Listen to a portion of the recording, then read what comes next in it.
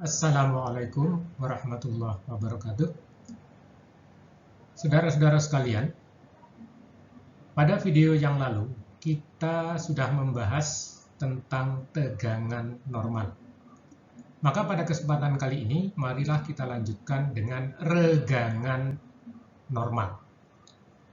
Regangan normal diberi notasi dengan huruf Yunani epsilon, seperti yang terlihat pada tayangan ini. Secara definisi, regangan normal merupakan perubahan panjang persatuan panjang awal, sehingga satuannya akan kita peroleh perubahan panjang dalam milimeter misalnya, dan panjang awal dalam milimeter, maka kita dapatkan satuan regangan adalah milimeter per milimeter, atau meter per meter, atau bisa juga dijadikan persen, atau bisa juga dijadikan regangan mikro yang simbolnya seperti ditunjukkan di sini, atau disebut dengan microstrain. Sebagai ilustrasi bisa kita lihat di sini suatu batang dengan pembebanan seperti ditunjukkan pada gambar A ini ditarik ke arah dua ujungnya dengan gaya sebesar F, maka kalau panjang awal batang tersebut sebelum dibebani adalah L, seperti pada gambar C di sebelah kanan atas, maka setelah dibebani akan bertambah panjang sebesar delta, sehingga panjang akhirnya menjadi L plus delta, seperti yang terlihat pada gambar C. Oke. Regangan normal yang terlihat pada gambar C terjadi tegak lurus bidang pembebanan dengan notasi epsilon IJ, yang I itu juga selalu sama dengan J, seperti juga pada tegangan. I atau J bisa X, bisa Y, bisa Z. Sehingga akan kita dapatkan epsilon IJ, atau biasa ditulis epsilon saja, itu sama dengan delta per L. Delta adalah perubahan panjangnya, L adalah panjang awalnya. Sehingga kalau delta kita berikan dalam milimeter, dan L tentu saja harus sama satuannya dengan delta dalam milimeter juga, maka kita dapatkan epsilon satuannya adalah milimeter per milimeter.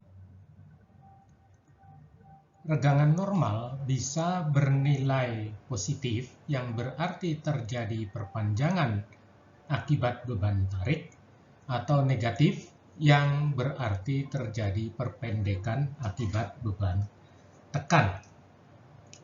Regangan normal dua dimensi ditunjukkan ilustrasinya pada gambar ini. Suatu elemen yang panjangnya ke arah X sebesar Lx dan ke arah Y sebesar Ly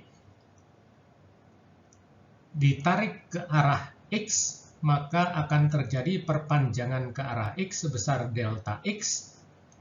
Karena tidak ada materi yang masuk maupun yang keluar pada sistem ini, maka kalau terjadi perpanjangan ke arah X, maka akan terjadi pengurangan ukuran ke arah Y maupun Z. Sehingga katakanlah di sini terjadi pengurangan ukuran pada arah Y sebesar delta Y. Nah, ilustrasinya itu lebih mudah kalau kita lihat dengan lukisan dua dimensi seperti pada gambar B di sebelah kanan ini. Di sini delta X ini bernilai positif, delta Y bernilai negatif. Untuk lebih memperdalam pemahaman kita, maka coba kita lihat suatu contoh soal yang diilustrasikan pada tayangan ini. Suatu balok memiliki ukuran pada arah X, ini, Y, ini, dan Z berturut-turut 100 mm, 80 mm, dan 70 mm seperti gambar di samping.